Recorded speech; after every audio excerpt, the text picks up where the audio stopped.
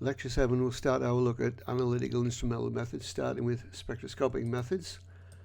It's quite a long list of things to do here, so what I'll probably do is break this into 3 parts. Probably quite a long part to start with, going up to the case study, which is a sort of separate topic anyway. We'll talk about that in statistical significance. Then for a third part, it'll be a short encore looking at infrared and Raman and handheld devices. But for now, we're going to start off by looking at spectroscopy. There's lots of books available on this, numerous analytical chemical textbooks. Yashin and Yashin should be available online via the library. Cool Tate, The Chemistry of Food and Its Components, is a recommended text for your course and should meet most requirements. Okay, so here's something you should be familiar with. The electromagnetic spectrum. A range of spectroscopic methods use all parts of the EMS and all have uses in food analysis. For this lecture, we're going to be focusing on UV, visible and infrared techniques. Some more fundamentals. Frequency is the number of waves in a given time, measures in hertz, waves per second, or more typically terahertz, which is trillions of waves per second. Wavelength is distance between the maximum of 2 peaks, as shown in the pictures above. And this is measured in nanometers and is characteristic, for example, of different colours. They are inversely proportional to each other and linked by the equation given there. In terms of the symbol, that's nu and lambda, those 2 Greek letters. So wavelength is lambda and frequency is nu. Red's given as an example there. We'll notice it's got quite a wide range of wavelengths. This, of course, corresponds to the different shades of red. Here's how it works. Electromagnetic radiation interacts with sample molecules. In some cases, radiation may be absorbed. In others, it may be reflected, or it may pass through unchanged. These differences are the basis of the range of spectroscopic methods that are available. So why is wine red, or any other liquid red? Sunlight is white light, a mixture of all the colours. When a beam of sunlight passes through a glass of red wine, or any other red liquid, some of the light is absorbed, but the red wavelength passes through, which is why we perceive the liquid as appearing red. Similarly, why carrots orange? Carrots are orange because they contain the phytochemical beta-carotene. Carotenes absorb in the blue-green range and reflect in the yellow to orange range. So again, carrots look orange, and other carotenes, such as, for example, in bell peppers, you can see yellow ones and red ones are again associated with these wavelengths of light being reflected. Another example, chlorophyll absorbs many wavelengths but reflects green. This characteristic absorption can be used qualitatively to identify compounds and quantitatively to measure their concentrations, which is the thing we probably do more often. Okay, it's the basis of spectroscopy. There's the Greek roots of spectroscopy. Light looking. Maybe not a single wavelength or range. We tend to do it at single wavelengths. Molecules absorb at characteristic wavelengths, as we'll see some examples in a little while. So colour measurements, before we go on a bit further. This is familiar coloured wheel, the colour wheel rather. Given our knowledge of frequency and wavelength, we can appreciate why we can distinguish different colours, and also why we can work beyond the visible range based on frequencies and wavelengths. Some example colours and wavelengths. In spectroscopy, we tend to be more concerned with wavelength and frequency, although, as we saw a little earlier on, they are linked by a simple equation and are inversely proportional to each other. But for example, yellow light is in the wavelength 570 to 585 nanometers. So what colour is this? Your screen probably looks different. Screens, as we'll discuss in a moment, don't necessarily reflect the actual colour of objects. You can describe it in words, of course, but in science we need to be more precise. We need to come up with an actual measurement of what this colour is. And this is done on the basis of something called tristimulus colorimetry. CIE is the international body that defines what we mean by specific colours, and that's not just for the food industry, it's for everyone who uses colours. So the colours used in paints, the colours used in upholstery, the colours used in clothes, a very wide range of different things. And colours are defined in these terms by how much blue, green and red they contain. These are respectively referred to as Z, Y and X components.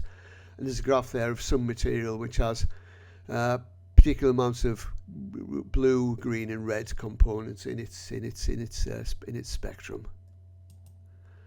For every wavelength in the spectrum, we can calculate these Z, Y and X values and plot them in a two-dimensional chromaticity diagram.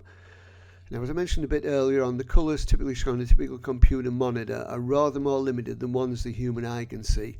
Remote projection systems are even worse. Some of you need to bear in mind sometimes when you're doing presentations, particularly if you're talking about colour. But we'll notice that this sort of oval area is what we can see as well a normal perception system, but this triangle is what a typical computer monitor can see. Although they are getting better, and of course TV monitors are much better now. 4K monitors and things like that are getting close to sort of human standards of reproduction of colours. Yeah, okay, just to highlight that. Okay, so there's a video here. It's a silent video, so what I'm going to do is going to pause this video, start it up, and then do a sort of voiceover of what's happening. So I'll be back in a second. Okay, so here we are. I'll start the video. Right, so it's a graph of all possible colours that we can perceive, and notice defined as a pair of numerical coordinates. More on this in a minute. Yep, so zooming in. Points in the curve are pure colours. So we'll notice how it's changed. It's green now and it's moving back down towards blue, so it started off as red. The straight line shows how you can mix colours. So we're going from red to pink there through various shades, and here we're going from blue to green. Beg your pardon, yellow to blue, and we saw various mixtures there. So different points represent different mixtures. But again, which we can precisely be defined in terms of X and Y coordinates on this chromaticity diagram. And there's just more examples of it. How long is this to go? A few more examples. Still more examples. We'll notice how at the last point several different ways were capable of making the same colour. This is a range of colours that can be found within those boundaries. And again, whizzing around as we saw before. And then he talks about computer monitors, which we've talked about already before, so I'll get rid of that. Right, moving on. Yeah, okay, so I mentioned it's a plot of two values. Now we're talking about Z, Y and X, but we actually only need X and Y for mathematical reasons.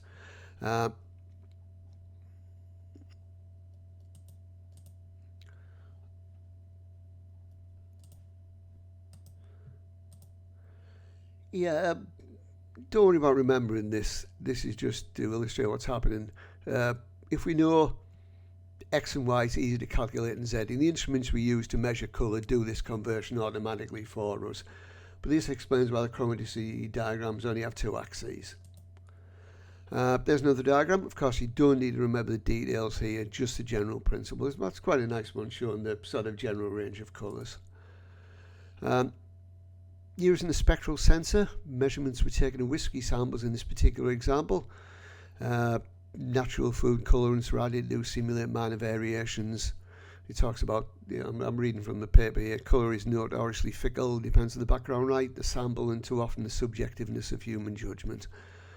But then he goes on to say that spectroscopic colour measurements can accurately distinguish between samples, even when our eyes can't.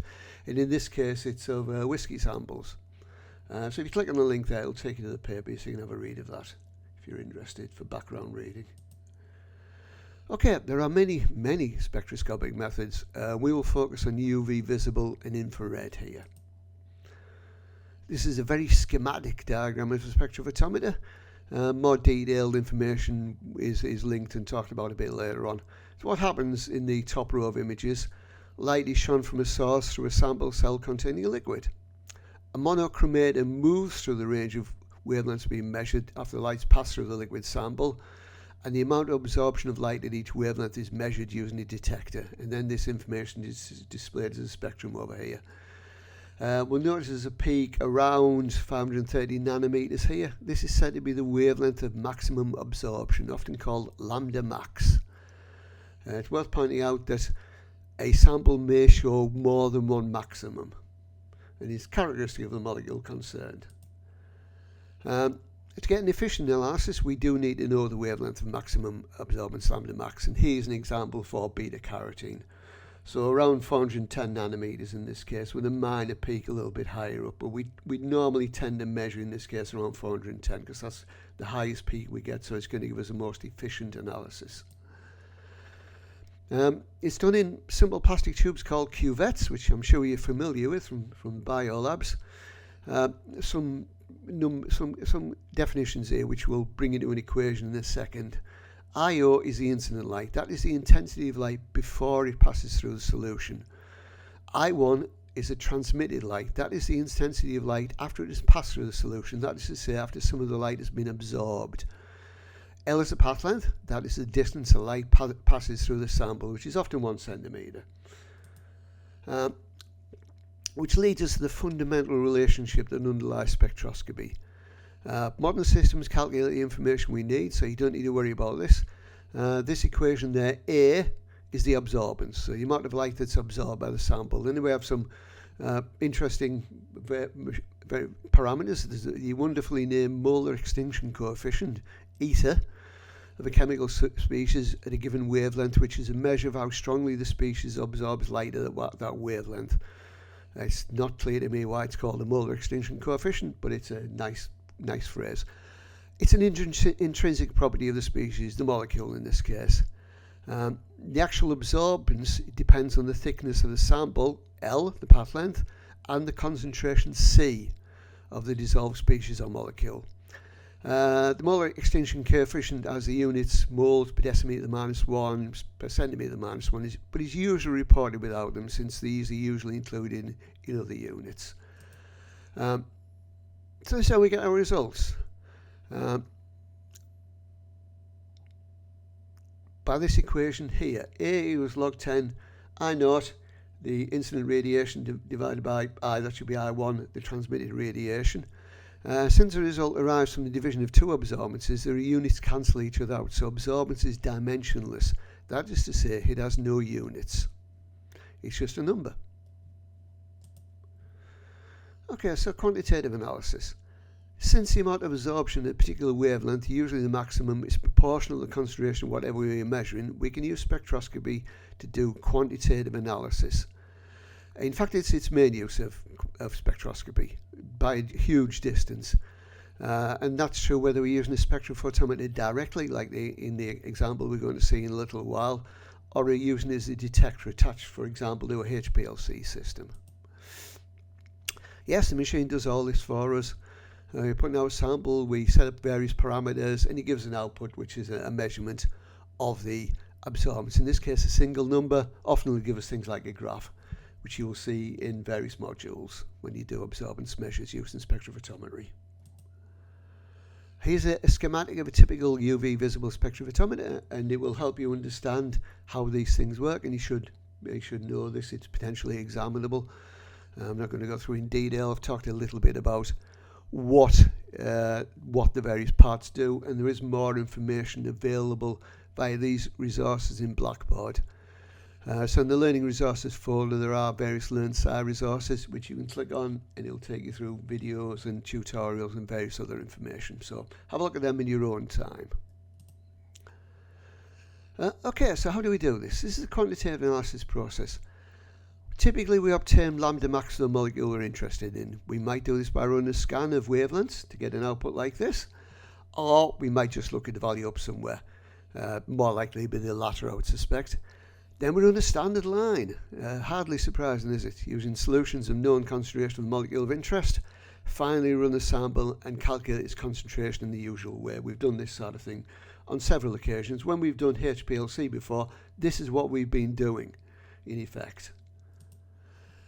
Here are some typical results which should look very familiar. As we'll discuss this later on, this type of analysis is moving out of the lab in the realm of handheld devices. Although for rigorous analysis, it's very unlikely, I think, that these lab-based techniques will be replaced anytime soon. Yeah, there's an example of a handheld tool. We'll talk about them more a little bit later on. Okay, so I'm going to pause there, and we'll have a second video on this, looking at a case study.